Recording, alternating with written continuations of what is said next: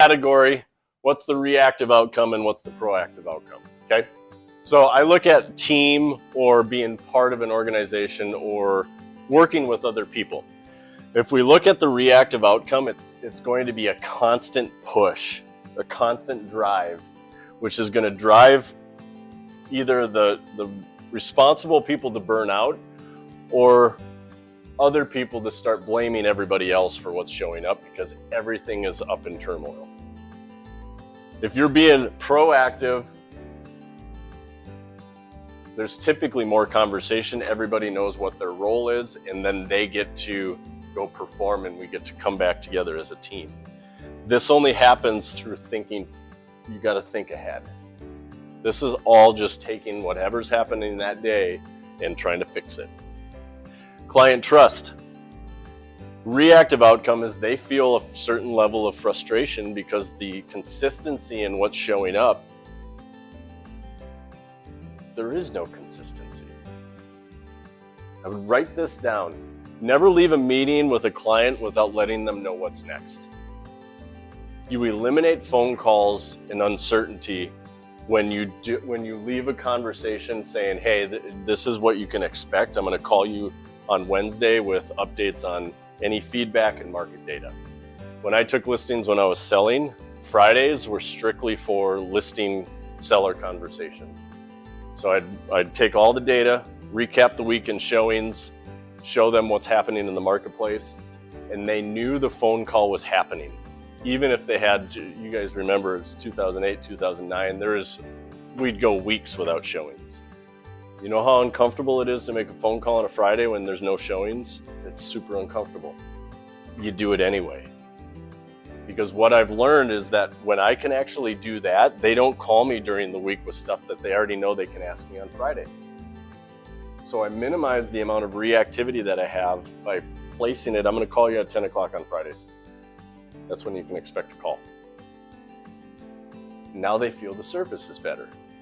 They'll talk to me less than the other person, but they'll feel like my service is better because they could count on it. And I was always prepared.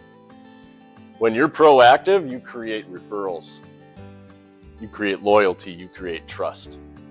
And so let's not minimize that how we operate heavily predicates how many referrals we can get. Okay? Money. This one's fun. The reason we have peaks and valleys, when people that haven't been lead generating run out of clients or money, what happens? There's typically enough pain to start lead generating. And then they start building up their business again, and then what stops? The exact thing that got them to that peak. And so they'll suffer through another valley. But you get sustainable. Now here's the thing. When you don't have any clients or any business, you're going to lead generate a lot more. I'm not suggesting that you lead generate in the same capacity when you have a full client load. I'm suggesting that it doesn't go to zero. So if you're doing 3 hours to build the business and you're running with clients all over the place, do 1 hour then. But don't go to zero. It's like going to the gym. If I can't go for an hour and a half, I'm not going to go. Well, that's a poor plan. It's better to go 20 minutes than it is nothing, right? So we see this in our industry a lot. Market knowledge, you're kind of saying stuff on the fly. You guys are in a great market center that provides a lot of market statistics and a lot of good conversations on how to handle conversations. Do you know how to use the data to show that you know what you're talking about? And when you become the economist of choice, what else does that do? Creates more trust, probably more consistent and sustainable. We'll leave that one out for now. These all tie together in being proactive, okay? Well, fuck. Shifting from reactive to proactive. Again, Ali, this is, do you understand what your weekly plan is? Not only should we know what we're going to do the next day, but have you planned your week out?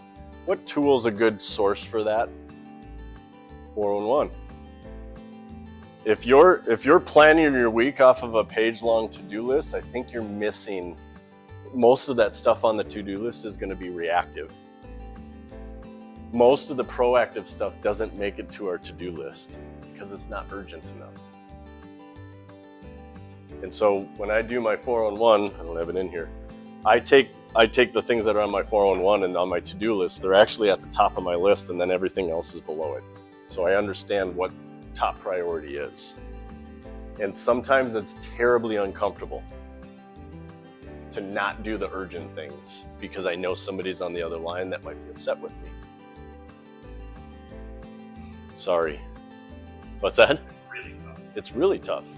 But once you realize you subject yourself to that, you actually start communicating on the front end because you don't want to experience that again. So it actually causes you to be more proactive because you don't want to be in that position again. Okay? Set the priorities, not the to-dos. Build margin into your calendar. We highly overestimate what we can get done in a day. We underestimate the amount of time certain problems are going to take to solve.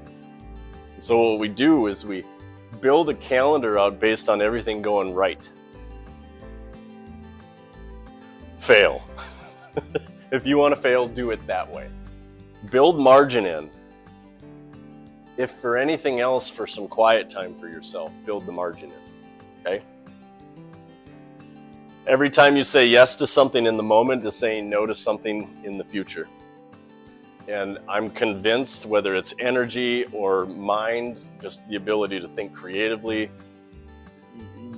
your biology is not allowing you to say yes to everything and give it the same amount of attention. You can't do that.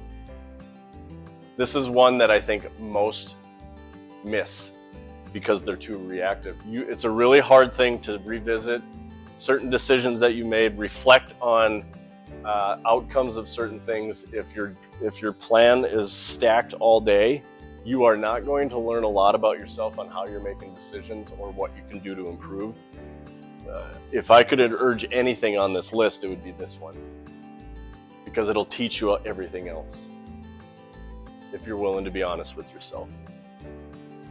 And here's the thing, I think we think we're honest with ourselves, and I've said this in the past.